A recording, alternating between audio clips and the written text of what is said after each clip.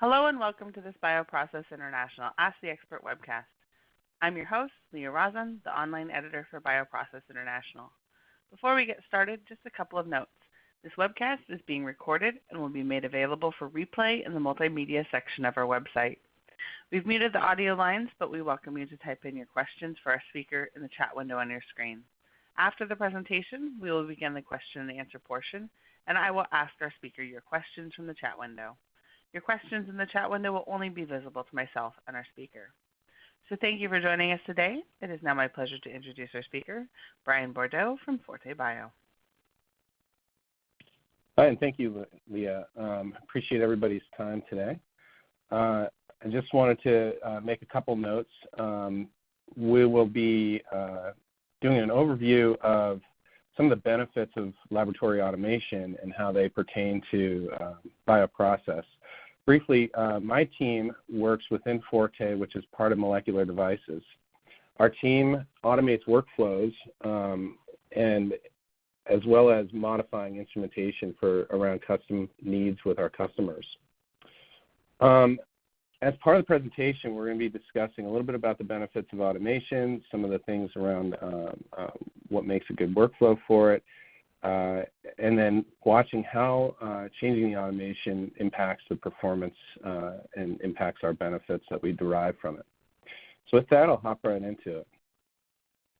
Just as an overview of the biologics industry right now, it's about a $220 billion industry.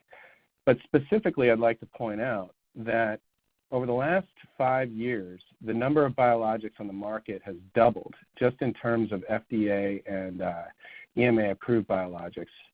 And in turn, this has created a tremendous opportunity because not just in the number of biologics, but in their diversity that they're applicable to. Right, so there's a tremendous opportunity out there, and automation, as we've seen in small molecule discovery, plays a role. So I just wanted to take a minute and ask everybody a question. What level of automation experience do you have in your own laboratory? So I'll take about 30 seconds here to wait, and you can click on the questions here and the answers.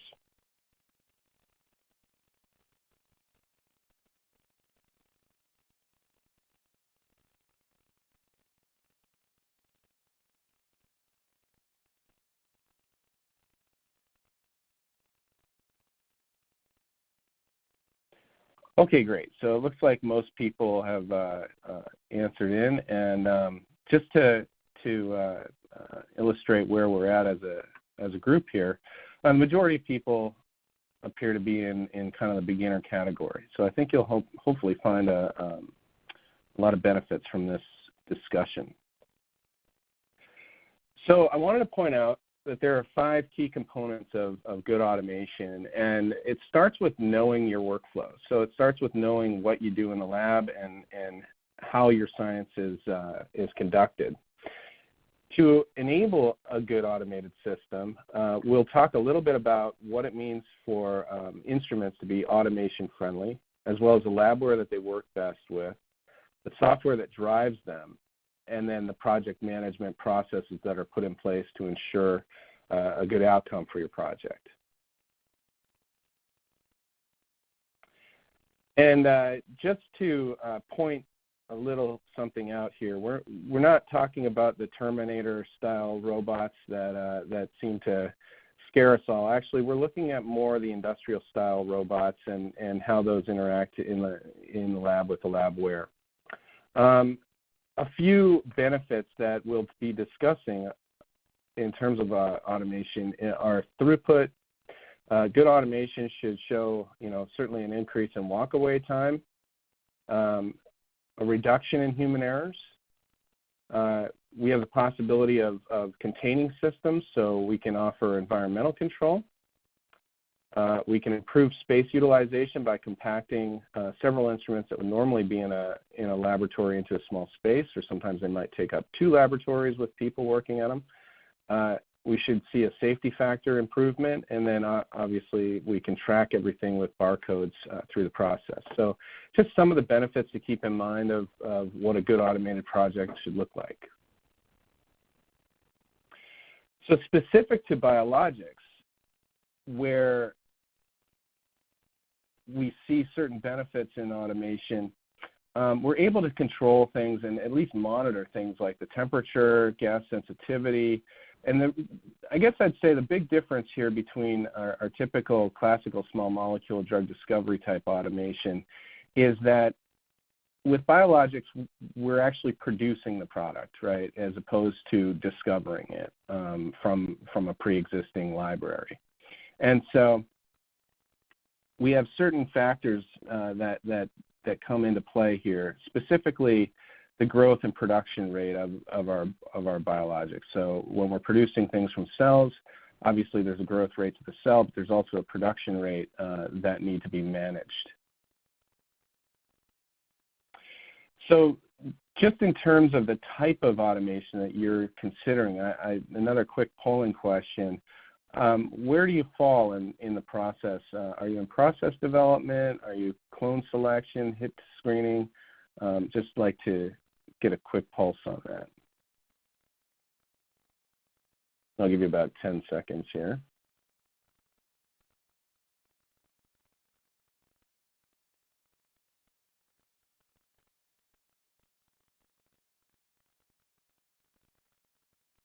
Okay, great. So I'm going to list out and just show everybody that it looks like the majority of people are in process development, but when you combine hit screening and clone selection, we've got a pretty even breakdown in terms of what everybody's doing.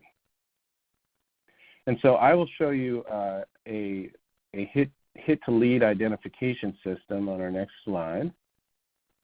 And this is an example of a fully automated workflow. So this system here, clearly sped up in the video, illustrates certain components within laboratory automation, such as liquid handling, centrifugation. In the background, that's the orange device. And what you'll notice, or what I'd like to point out, is the entire system is environmentally controlled. So the whole system is under in a containment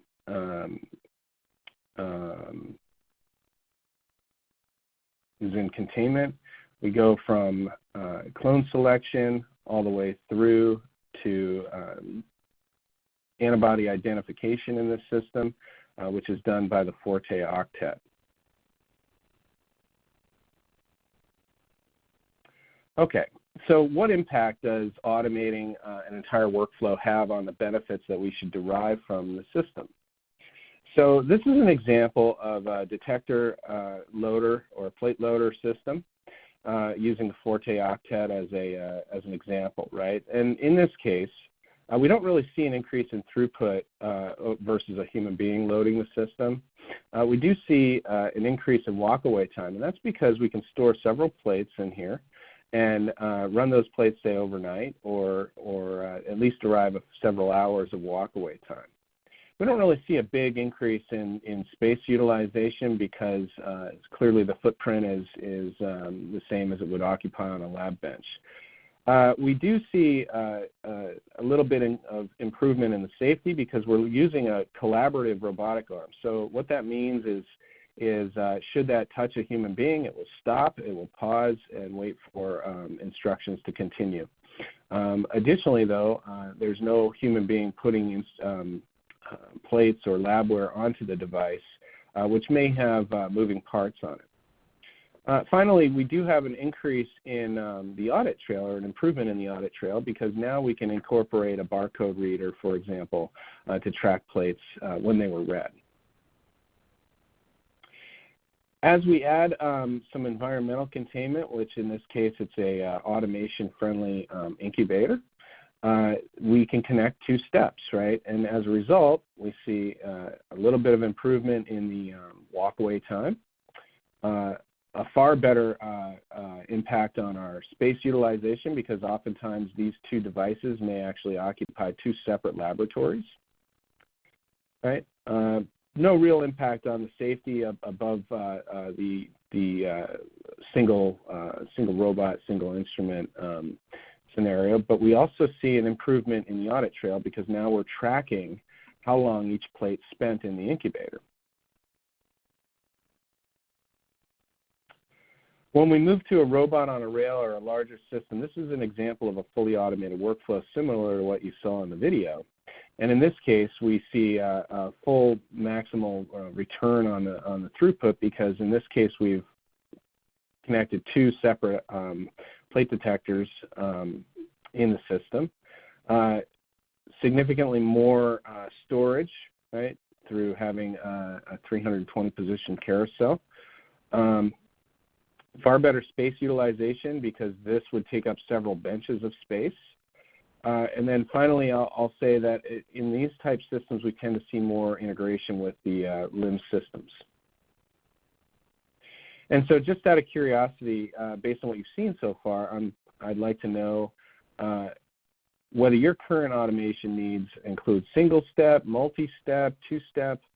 I'll give you a few seconds to answer those questions.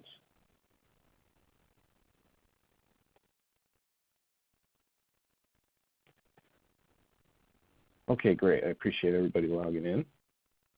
And it looks like most people want to do multi-step integration, so that's great. We're still adding a few more answers in.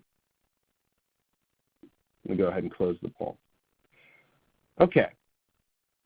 So now we should talk a little bit about how this happens, right? So clearly we need automation-friendly instruments. Those are instruments with chamfered nests, instruments that are compatible with SBS standard labware, and I'll talk to you about that shortly.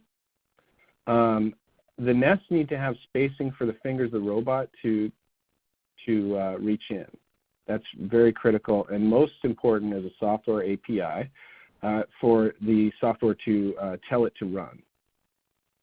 For labware used in these systems, I'd like to point out that some time ago, the SBS standard compliant plates, and this is what you should look for, SBS standard compliant plates were a defined dimension for the plates. That's resulted in reliable stacking, lid compatibility, the spacing for barcodes, so this is the skirt that we're referring to, right? And an area for the robots to grip onto. The software that helps drive these systems is called scheduling software, and it's come a long way in the last few years. Specifically, I'd like to point out that the newer software out there is far better able to collaborate with people in the process. So it's able to take user input, data from instruments, able to respond to instrumentation errors, and enable error recovery to happen very, very easily. One last point that I would make out is that the newer software is far better able to interact with LIMS systems. And what that means is that the LIMS system itself can tell the robotic system to operate. So I'd like to touch a little bit on how to properly manage a project. Our team follows a Project Management International process. This is the strategy that we use to manage projects from start to finish. I will say that there is a great deal of work that is done up front in terms of the scope of the project. Then once resources are committed, we will build the system in-house. We will do a factory test in our factory. And then when we go to do the installation, we'll repeat that factory test on site, each step of the process gaining acceptance from the customer in order to ensure that there's no surprises. And so with that, I'll just show you a quick example of what this looks like. We Gantt chart out our entire project build, starting with the initial phases that start at the sales side, and then continuing all the way through training and closing. And so to finish up here, I'd like you to reconsider the 5 key factors before building an automation platform, and that includes your workflow, your labware, the instrumentation that you select, and then the software that's used to drive it, as well as the project management process that's put in place to build the system. I'd suggest adopting automation-friendly instruments and labware even before you consider automation. Select processes that are project management processes that are in line with the steps that we mentioned earlier. And then certainly work with partners that understand the complexities of your biologics process. And so with that, I'd like to thank everybody for their time, and I'd be happy to answer any questions that anybody has. Okay, thanks, Brian. So just as a reminder, you can type your questions into the chat window. And the first question we have is, what's the best labware to use with automation? And so as I mentioned earlier, the SBS standard footprint has really led to the expansion of automation on the discovery side of biologics and small molecule discovery for that matter too. It enables rapid adoption of automation into the laboratories. Once you start getting outside of that, things get more complicated. It's not to say that you can't automate other steps around tubes and that, but it just gets a little bit more complicated. Okay, and what processes are most amenable to automation? Sure, so those are processes, for example, that center around the biologic application. For example, when we're talking about the octet, one of the nice things about automating that is that the system was designed for automation up front. Other things that I like to see in automated systems and workflows are add and read type workflows where you can add a reagent and then that leads to a read later on. I try to keep the number of steps as minimal as possible.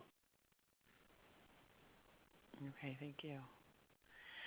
And it looks like we just have one last question. How would the data flow work with my LIMS software?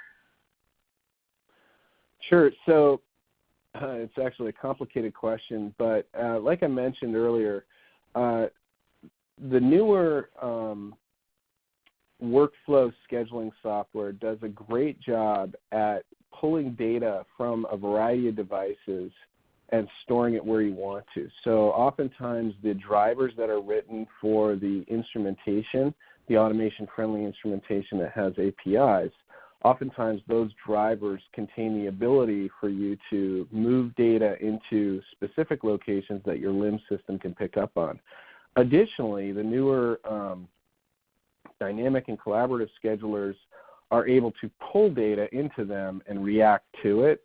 And so in those cases, a LIMS system can either drop off a file or have a triggered event within the scheduling software to help drive the rest of the process.